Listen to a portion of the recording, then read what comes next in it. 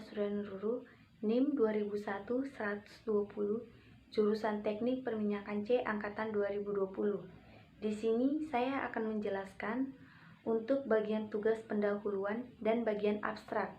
Yang pertama saya akan menjelaskan bagian tugas pendahuluan. Untuk nomor 1 tugas pendahuluan, tunjukkan bahwa lintasan gerak peluru menyerupai parabola. Yang kedua, bagaimana kecepatan dan percepatan proyektil atau peluru pada titik tertinggi. Pembahasannya, posisi awal peluru terletak di pusat koordinat. Jika x0 sama dengan 0 dan y0 sama dengan 0, peluru mempunyai kecepatan awal v0. Kecepatan awal peluru ini dapat diuraikan menjadi komponen-komponennya. Vx0 sama dengan V0 cos theta, Vy0 sama dengan V0 sin theta. Setelah peluru melayang di udara, pada peluru hanya bekerja percepatan gravitasi yang arahnya ke bawah. Ay sama dengan G, Ax sama dengan 0. Besar kecepatan partikel saat T adalah V sama dengan akar Vx kuadrat ditambah Vy kuadrat. Arah kecepatan terhadap sumbu X berbanding Tg sama dengan Vy per Vx. Dengan mensubstitusikan T dari persamaan 3X ke persamaan 3Y, akan diperoleh Y sama dengan V0 sin theta T dikurang 1/2 GT kuadrat, Y sama dengan Tg theta, X dikurang 9 per 2 V0 kuadrat cos kuadrat theta. X kuadrat Y sama dengan AX dikurang BX kuadrat. Dari persamaan tersebut, tampak bahwa lintasan peluru berupa lintasan parabola. Kemudian saya akan menjelaskan untuk bagian abstraknya. Praktikum gerak peluru bertujuan untuk memahami dan mendeskripsikan gerak peluru dengan baik. Memahami hubungan antara waktu peluru di udara dengan kecepatan awal, memahami hubungan antara kondisi awal dengan lintasan peluru, memahami hubungan massa dan diameter terhadap waktu dan jarak. Alat yang digunakan pada percobaan ini adalah PET Colorado Simulation, yaitu simulasi online yang digunakan untuk praktikum fisika kali ini. Berdasarkan hasil yang diperoleh pada praktikum ini, dapat ditarik kesimpulan bahwa semakin bertambah kecepatan awal, maka waktu jarak yang diperlukan juga akan semakin lama dan jauh. Sekian dari presentasi saya. Terima kasih. Assalamualaikum warahmatullahi wabarakatuh. Perkenalkan, nama saya Yansan Gova Arianto. Di sini saya akan menjelaskan tentang gerak peluru. 1. Latar belakang. Gerak peluru adalah gerak dua dimensi di mana melibatkan sumbu horizontal dan vertikal. Jadi gerak parabola merupakan superposisi atau gabungan dari gerak horizontal dan vertikal. Kita sebut di bidang gerak peluru sebagai bidang koordinat XY dengan sumbu X horizontal dan sumbu Y vertikal. 2. Tujuan praktikum. 1. Memahami dan mendeskripsikan gerak peluru dengan baik. 2. Memahami hubungan antara waktu peluru di udara dengan kecepatan awal. 3. Memahami hubungan antara kondisi awal dengan lintasan peluru. 4. Memahami hubungan massa terhadap T dan R. 5. Memahami hubungan diameter terhadap T dan R.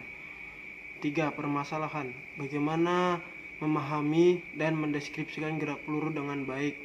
2. Bagaimana hubungan antara waktu peluru di udara dengan kecepatan awal. 3. Bagaimana hubungan antara kondisi awal dengan lintasan peluru. 4. Bagaimana hubungan massa terhadap T dan R.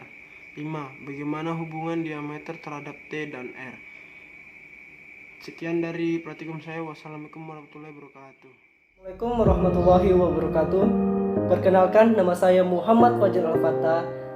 NIM saya 2001117. Saya dari kelas Teknik Perminyakan C 2020, kelompok 7. Gasken. Baik, di sini saya akan menjelaskan tentang poin yang kedua, yaitu dasar teori, di mana gerak proyektil atau gerak peluru definisikan sebagai gerak suatu benda yang diberi kecepatan awal lalu menempuh lintasan yang arahnya sepenuhnya dipengaruhi oleh percepatan gravitasi pada sumbu vertikal dan hambatan udara pada sumbu horizontal. Lanjut, yaitu dalam gerak peluru, gerak pada bidang horizontal dan vertikal tidak mempengaruhi satu sama lain. Oleh karena itu, dalam analisisnya dilakukan secara terpisah. Yang pertama, yaitu dalam arah vertikal atau sumbu Y. Rumusnya adalah kecepatannya F sama dengan kecepatannya I ditambah percepatan Y dikali waktu. Lanjut, 0 sama dengan kecepatan I dikali sin theta I dikurang gravitasi dikali waktu A. Bisa juga untuk mencari kecepatannya I sama dengan kecepatan I dikali dengan sin theta I. Lanjut, untuk mencari waktu A sama dengan kecepatan I dikali sin theta I dibagi gravitasi. Lanjut, untuk mencari YF sama dengan kecepatan I dikali waktu ditambah 1/2 dikali percepatan Y dikali waktu kuadrat. Atau bisa juga dalam kurung kecepatan I dikali sin theta I tutup kurung dikali dengan waktu dikurang 1/2 dikali gravitasi dikali waktu kuadrat. Lanjut, untuk mencari konstanta atau H sama dengan dalam kurung kecepatan I dikali sin theta I tutup kurung, di mana kecepatan I dikali sin theta I dibagi gravitasi lalu dikurang 1/2 gravitasi dalam kurung kecepatan I dikali sin theta I dibagi dengan gravitasi tutup kurung kuadrat. Lanjut, jadi konstanta atau H sama dengan kecepatan I kuadrat dikali sin kuadrat theta I dibagi 2 dikali gravitasi.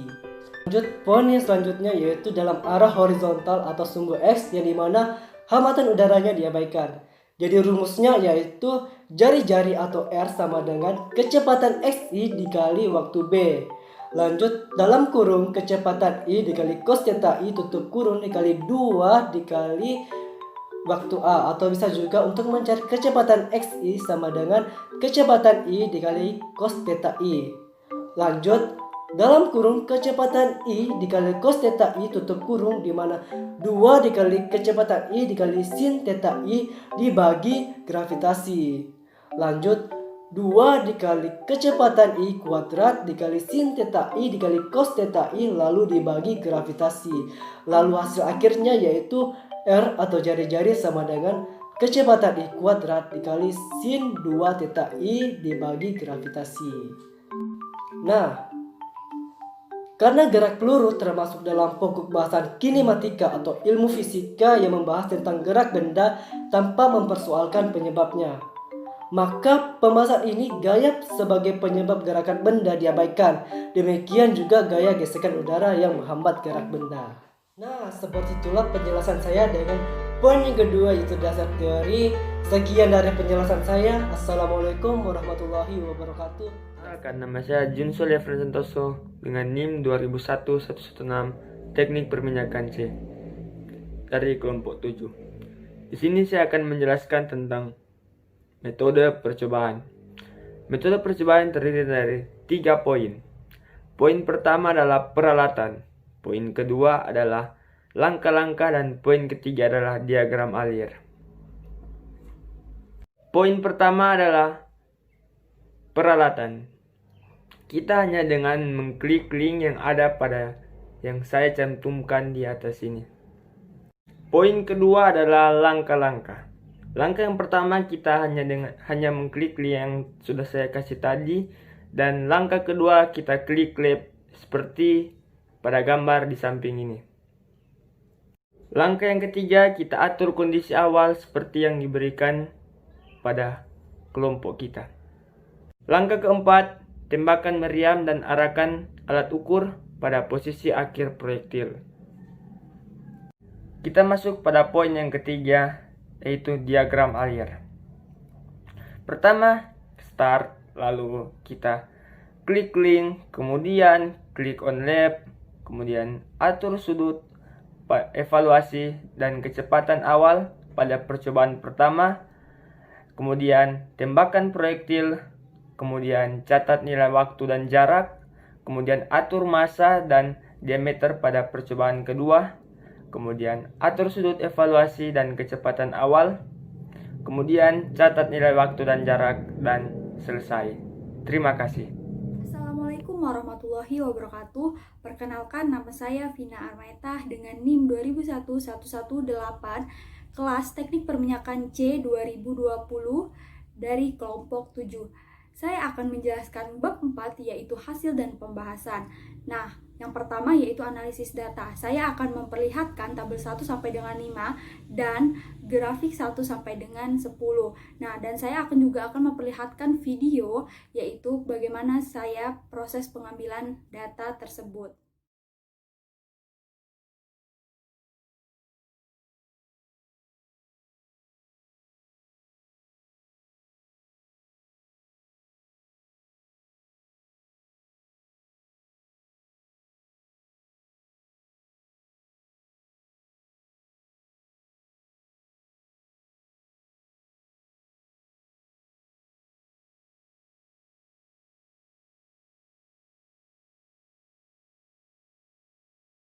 Baik, di sini saya akan mengukur waktu dan jarak dengan kecepatan awal yang sudah ditentukan dengan sudut theta yaitu 5 derajat, dan sini ketinggiannya yaitu 1 meter, dan di sebelah kanan itu masanya 17,60 kg dan diameternya 0,18 meter dengan gravitasi 9,81 meter per sekon kuadrat. Lalu kita sudah atur, kita akan tembakan. Lalu kita ukur waktu dan jaraknya, yaitu sebesar 0,55 second dan jaraknya 5,47 meter. Lalu kita atur lagi kecepatan awalnya jadi 11 meter per second, lalu kita tembakkan lagi dan kita ukur lagi, yaitu sebesar 0,56 second dan 6,13 meter. Lalu kita atur lagi ke 12 meter per sekon kecepatan awalnya, lalu kita tembakkan lagi, lalu kita ukur lagi, yaitu sebesar 0,57 second dan 6,82 meter, dan begitu seterusnya sampai kecepatan awal yang ditentukan. Terima kasih. Lalu kita di sini akan mengukur waktu dan jarak terhadap massa. Massanya kita ubah-ubah, yaitu dari 5, 10, 15, 20, 25, 30. Nah, di sini saya sudah mengatur massanya 5 kg dan diameternya itu tetap 0,1. Kita tembakkan dan kita ukur. Dan ternyata sama, yaitu 0,6 second dan jaraknya 9,03 meter. Lalu kita ubah juga, kita tes lagi ketika masanya 30 kg.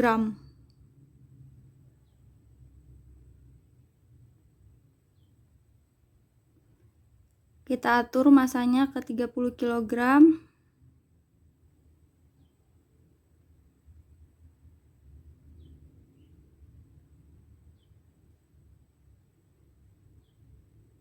Ya, di sini terus kita tembakkan dan ternyata hasilnya sama, 0,6 second dan 9,03 meter. Terima kasih. Di sini saya akan mengukur waktu dan jarak dengan diameter yang diubah-ubah sesuai yang sudah ditentukan dengan tetanya 5 derajat, kecepatan awalnya 15 meter per sekon dan masanya 5 kg seperti tabel yang ada di kanan. Nah, baik. Di sini sudah diameternya 0,1, kita tembakkan. Lalu kita ukur, yaitu sebesar waktunya 0,6 second dan jaraknya 8,97 meter. Lalu kita ubah lagi diameternya menjadi 0,2. Kita tembakkan lagi dan ternyata hasilnya sama juga, waktunya 0,6 second dan jaraknya 9,03 meter, dan begitu seterusnya sampai 1 meter. Kita ubah ke 1 meter, lalu kita tembakkan dan ternyata sama, yaitu 6 second dan 0,6 second dan 9,03. Nah, pada gambar 3 grafik FI terhadap T dengan theta 50 derajat, kita akan membuktikan apakah gradien M linear dengan persamaan rumus T sama dengan 2 sin theta I per G dikali VI.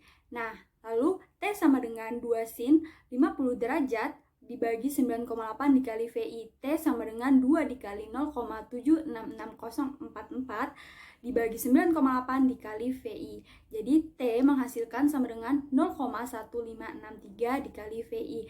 Nah, regresi linear pada gambar 3 grafik FI terhadap T dengan theta 50 derajat yaitu Y sama dengan rumusnya MX ditambah K. Y-nya sama dengan 0,1525 X ditambah 0,144. Nah, dengan gradien M sama dengan 0,1525. Jadi, persamaan rumus T sama dengan 2 sin theta I per G dikali VI terbukti benar. Telah dibuktikan dengan gradien M yang didapatkan dari gambar 3 grafik FI, T, dan menghasilkan hasil yang berbeda tipis dengan selisih 0,0038. Lalu, pada gambar 4, grafik FI kuadrat terhadap R dengan theta sama dengan 50 derajat, kita akan membuktikan apakah gradien M linear dengan persamaan rumus R sama dengan sin 2 theta dibagi G dikali VI kuadrat. R sama dengan sin 100 derajat dibagi 9,8 dikali VI kuadrat. R sama dengan 0,98 dibagi 9,8 dikali VI kuadrat. R menghasilkan 0,1004 dikali VI kuadrat. Nah, regresi linear pada gambar 4 grafik FI kuadrat terhadap R dengan theta 50 derajat yaitu Y sama dengan MX tambah K, Y sama dengan 0,1004X tambah 0,793 dengan gradien M sama dengan 0,1004. Jadi, persamaan rumus R sama dengan sin 2 theta dibagi G dikali VI kuadrat terbukti benar. Telah dibuktikan dengan gradien M yang didapatkan dari gambar 4 grafik FI kuadrat terhadap R dan menghasilkan hasil yang sama, seperti perhitungan di samping. Nah, berikutnya saya akan menjelaskan bab 5, yaitu kesimpulan dan saran. Nah, kesimpulan dari percobaan yang telah dilakukan diperoleh kesimpulan sebagai berikut. Yang pertama, gerak parabola atau gerak peluru merupakan gerak dua dimensi suatu benda yang bergerak membentuk sudut elevasi dengan sumbu X dan sumbu Y. Yang kedua, semakin bertambah kecepatan awal, maka waktu yang diperlukan juga akan semakin lama.